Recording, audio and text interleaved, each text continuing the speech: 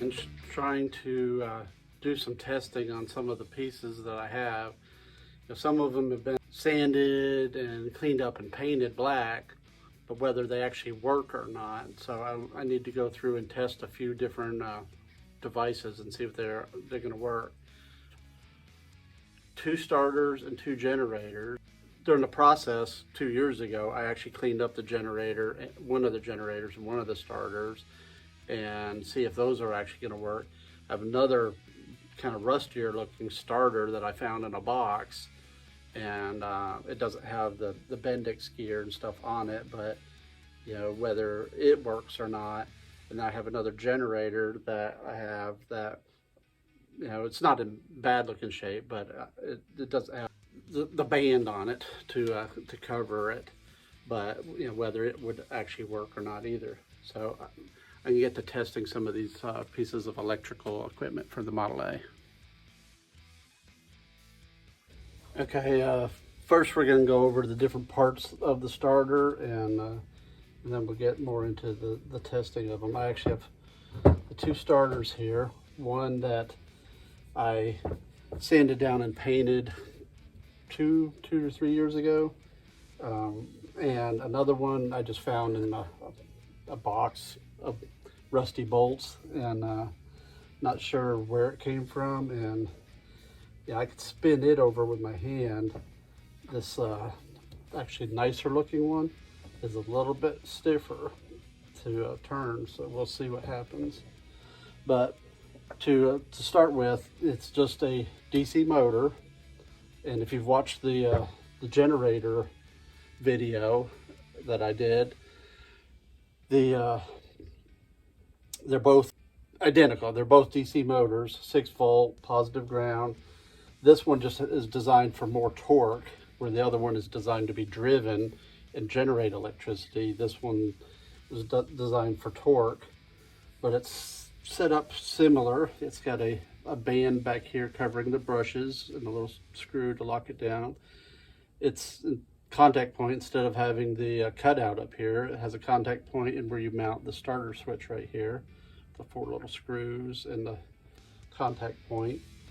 And the end of the motor, the cover here, two flat tip screws and the bushing cover for the end.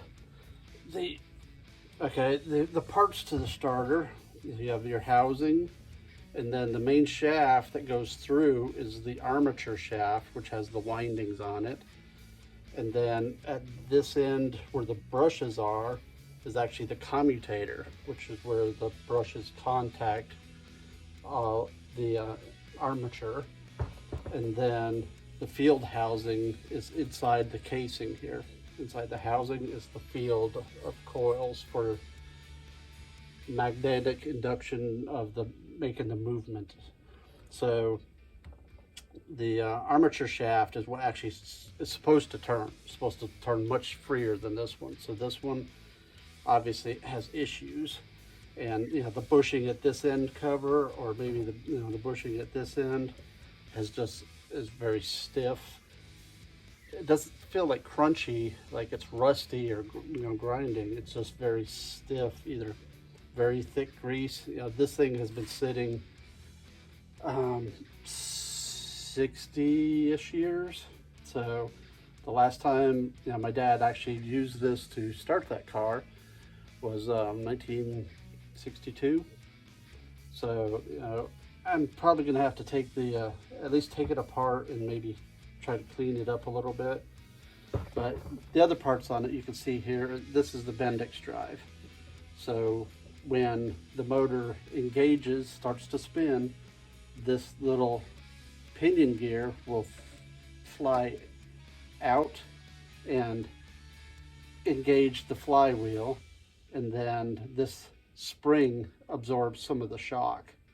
So when it's going back and forth, that's what the spring is there for. It's just to absorb the shock. See, on this other one, if you don't have a Bendix drive on it, it just looks like a shaft.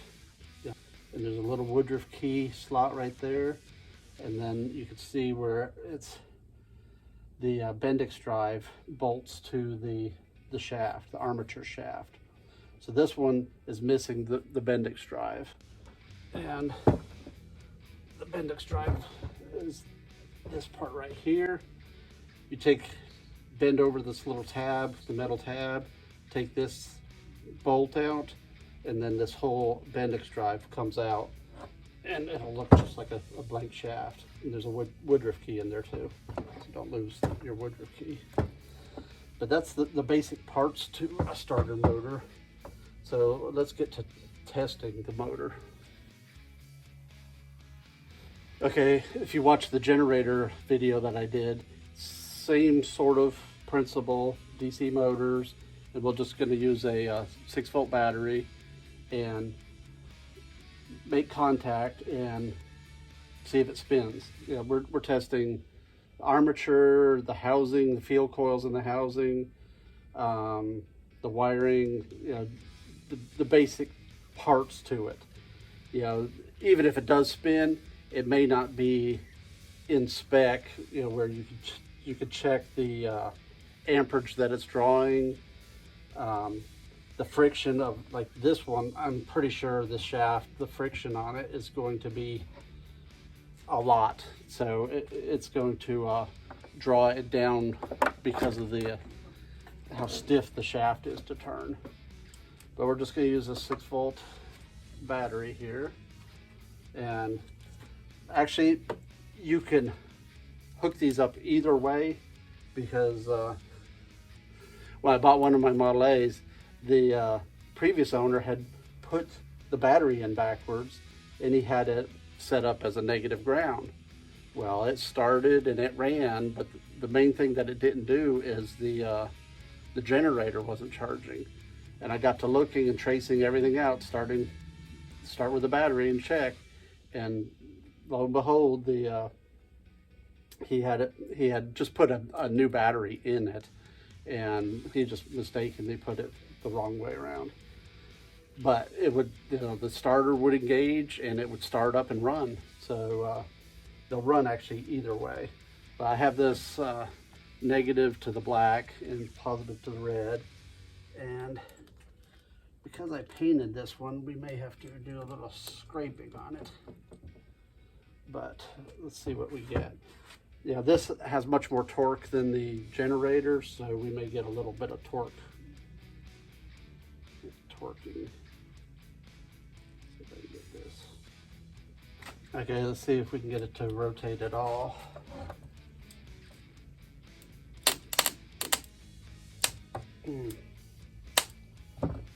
She doesn't want to rotate at all.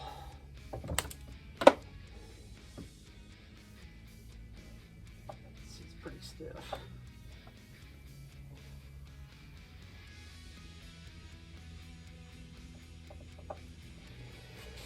Okay, so that one, even though it looks pretty, you know, it's too much friction to overcome to get it to spin.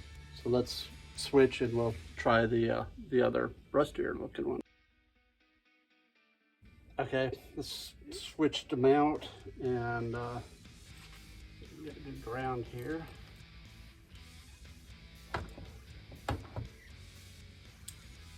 Try this motor.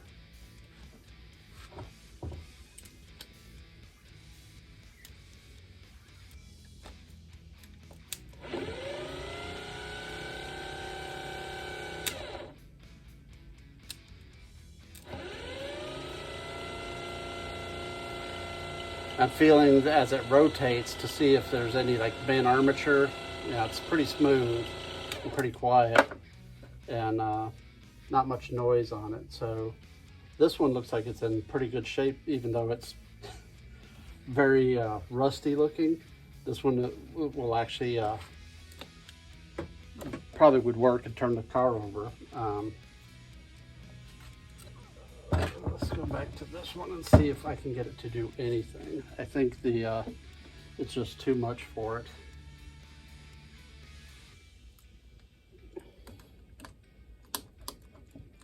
And it's drawing down a lot of current when it's connected. See, it's barely trying to spin.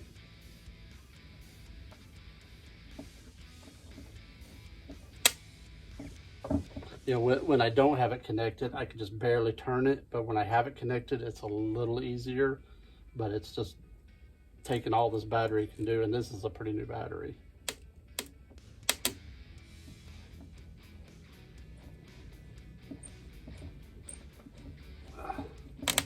She just isn't gonna spin. All right. I'm gonna try to just put a WD-40. When you lift this Bendix up, you can see the bushing underneath. Just hit it with a WD-40, and even just a little squirt of WD-40, it's already easier to spin. So I can tell it's the bushing in there is just stiff. And try to take this cover off this end and check the bushing on this end.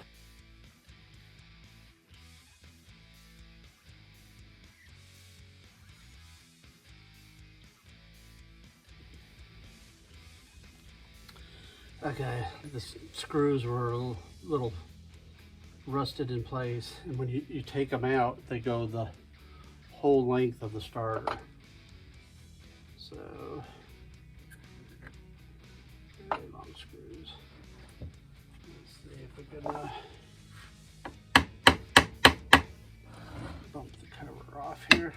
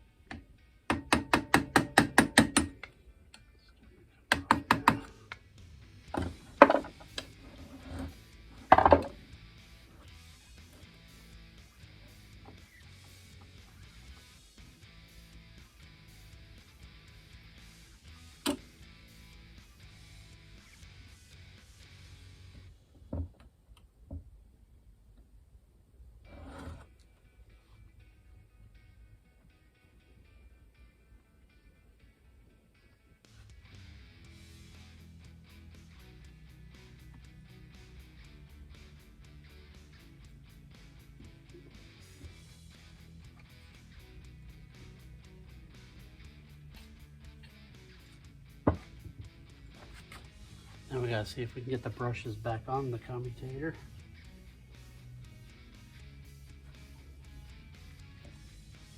I think I'm gonna have to take this band off to get it done.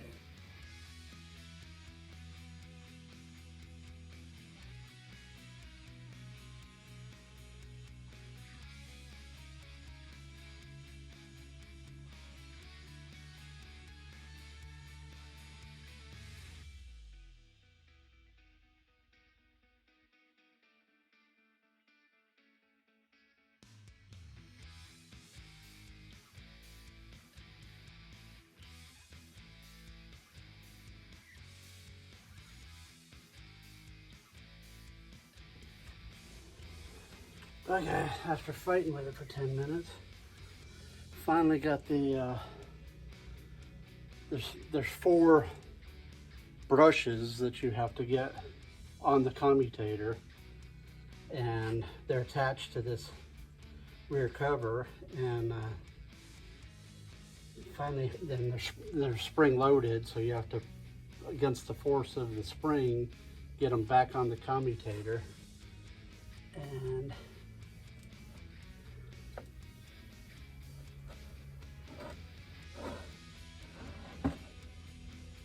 what all that for is I just wanted to get a little bit of juice in there. Okay. Let's see if we can get this back together.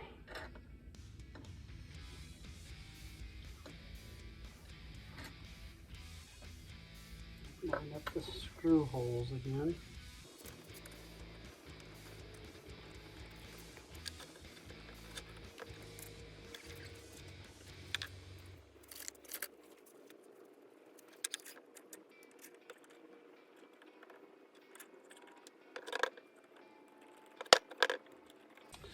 And when trying to get the screws started, this little band right here, not where the contact is, and then there's a screw on this end that attaches. These housing screws align through the center of this to the other end cover. So, take this back down.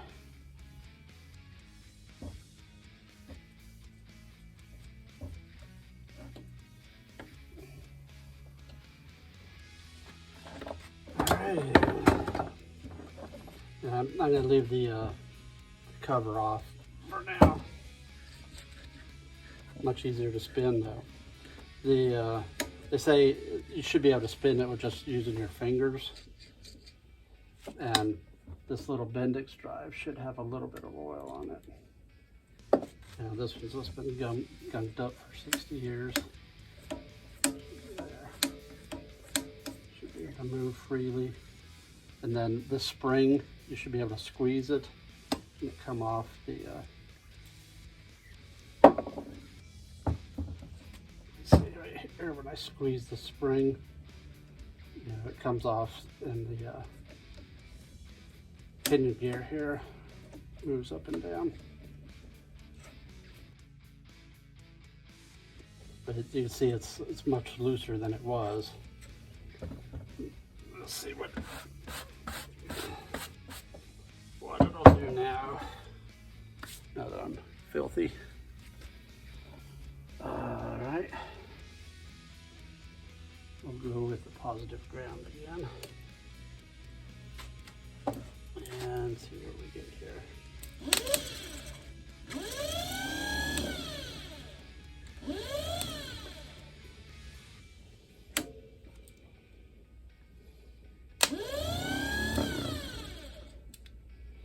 And when the pinion engages, when the engine flywheel fires, it'll spin this out so that the flywheel will start spinning faster than this motor is turning, and it'll disengage the pinion.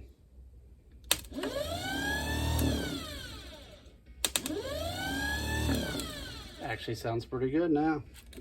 So that probably is all it needed, was a little oiling in these bushing points.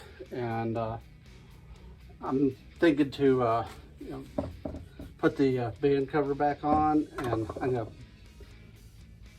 finish cutting that screw off. And it was just, it's bent, the screw's bent up like that and was not going to come off.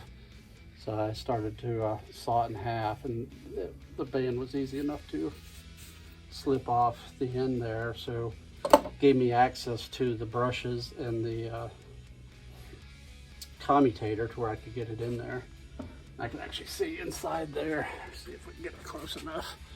Inside there, you can see the commutators, nice and shiny, making contact with the brushes. You know, I could have went ahead and pulled the rest of it apart, but it seems to be working now. And assuming it was working 60 years ago when my dad was driving the car, and so I may clean it up a little bit, clean this one up a little bit too, and sand it down and get them both painted and ready. Probably need to get a Bendix, go ahead and put a Bendix on this one just to have a spare. And for any of the Model A's, if the starter ever goes out. You know, I got a Sport Coupe, Dad's pickup, Dad's 28 Coupe, and so it's always nice to have a spare one that, you know, we know will actually work. So there you have it. you can't always tell by what they look like that the rougher looking one actually spun and the painted up pretty one was a little tight. And then after a little work, I've probably been working on it 30 minutes, 45 minutes. But you know, most people, if you do a simple test and you touch it and it doesn't spin, you know, you could always just take it to a electric motor repair, and they're very familiar with DC motors, so starter motors. So anyways, thanks for watching. Click the subscribe button to be notified of new videos as I release them, and click the like button, and leave comments if you like, positive comments preferably. All right, take care everybody. Okay, for those that were curious, I went ahead and took the band off the other starter motor, and you can see inside there, it's original. You see the commutator, just a little bit of shiny right there where I've been running it, but just a little bit in there, and it's a little stiff. So what I'll do is see if I can get a little bit of oil down in the bushing here.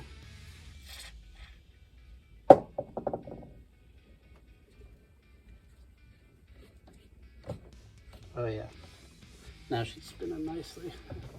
I put some up here at the top too, at this bushing.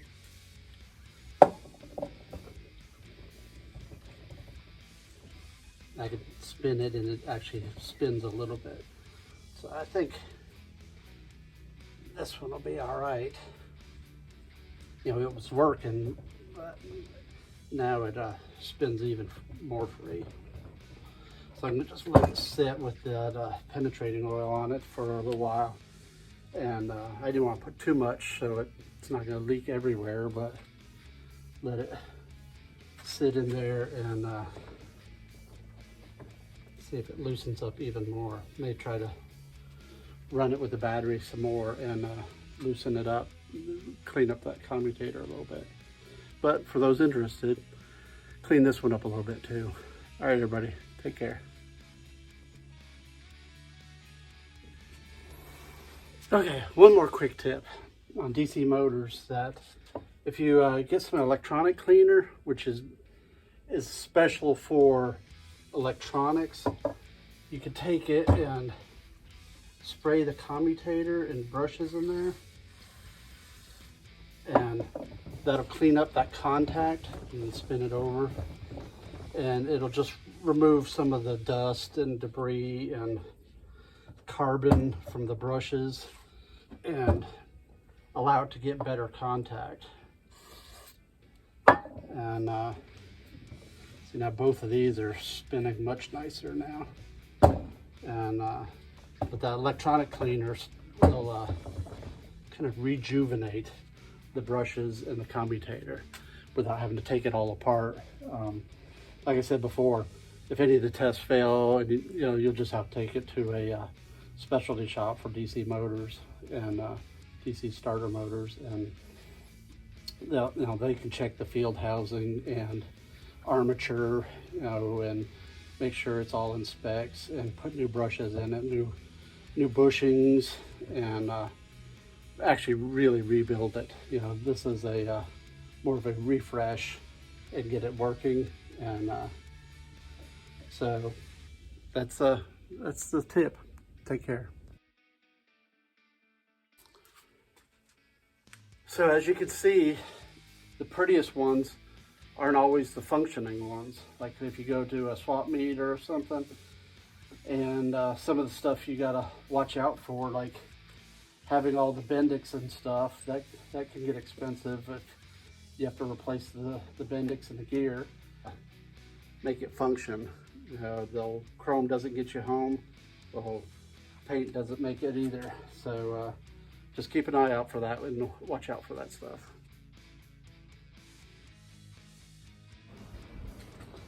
Okay, I'm going to put the starter switch back together. And then we have 3 or 4 parts to it. There's this little, I don't know what it's made out of, neoprene.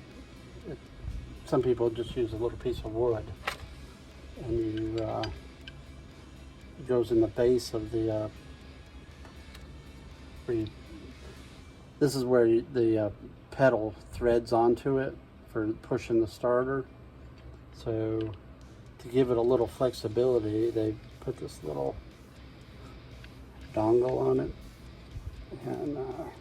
and the sides of this are kind of cardboardy, but this is copper, and the contact point here that touches the top of the starter is copper. And you should have like a little felt ring on the top of this stud, and then this is another felt ring that goes on the top of the, it's tight.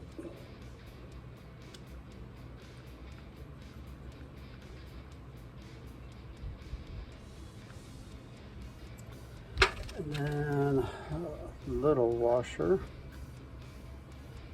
and then a lock nut,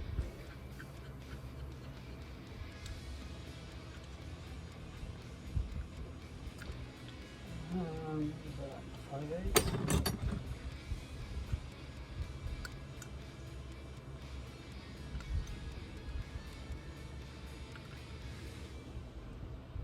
Snug it down, and then the wire would actually go on here, and then a washer and a lock nut, or another nut.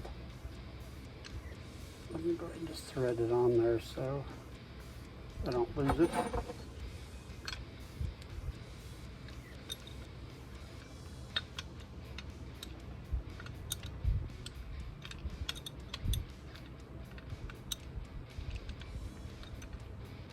I think the threads got a little paint on them. Painted all this black. There you go. Push to start. Gotta put the starter on then.